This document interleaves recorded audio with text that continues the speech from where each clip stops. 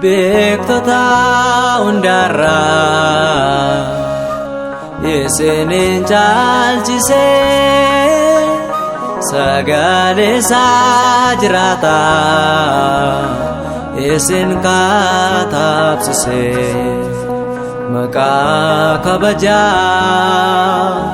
gonfoo ulfinaa argatanitu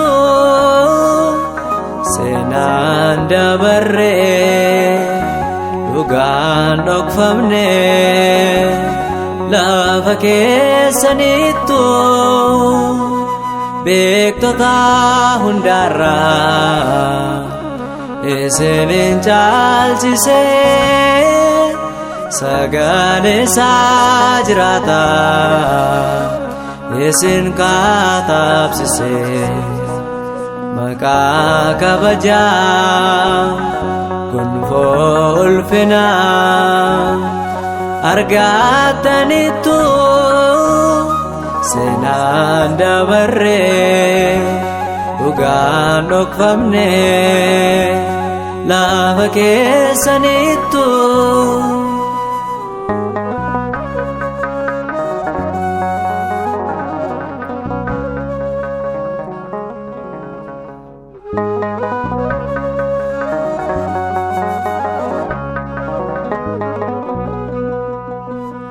Enook dhalootni torbaffaa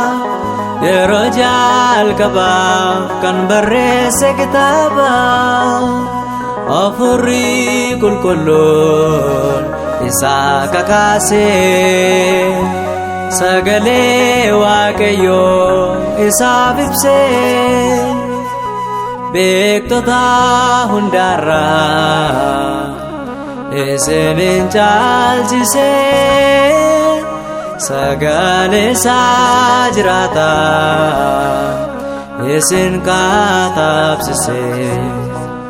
maqaa kabajaa gonfoo ulfinaa argatanitu seenaan dabarree dhugaan dhokfamne lafa keessanittu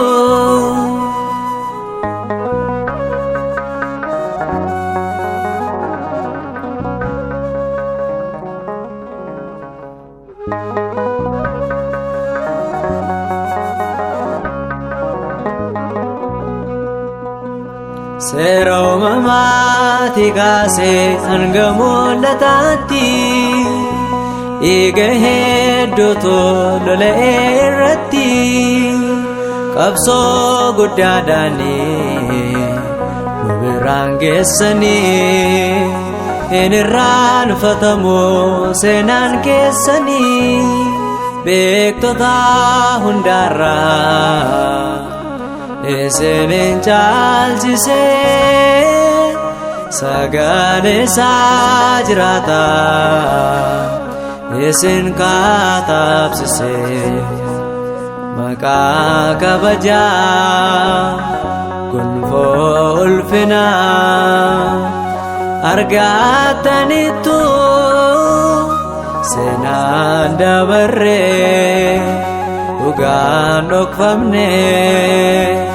lafa keessanittu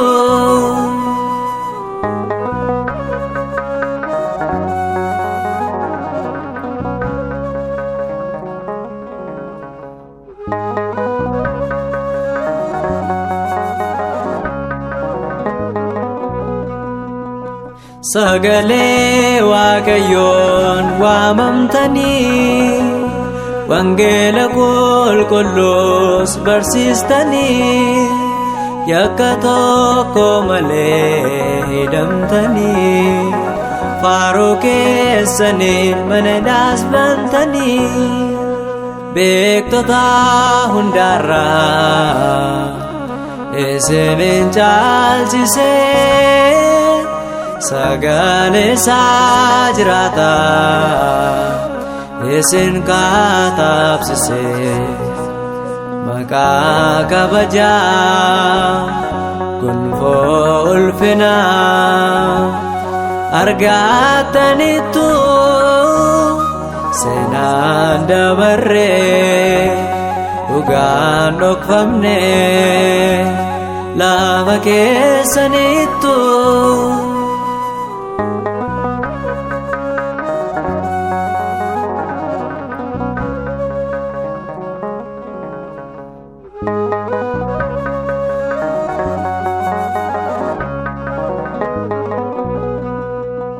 Sagalee dhugaa dubbataniittu harka jaallotaattis wareegamtaniittu sodaa tokko malee murtii fudhattanii halbeedhaanis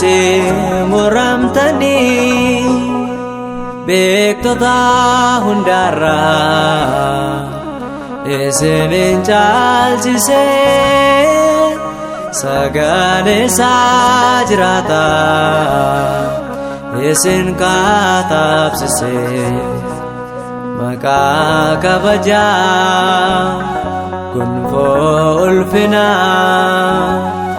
argattaniittu seenaan dabarree dhugaan dhokfamne lafa keessaniittu.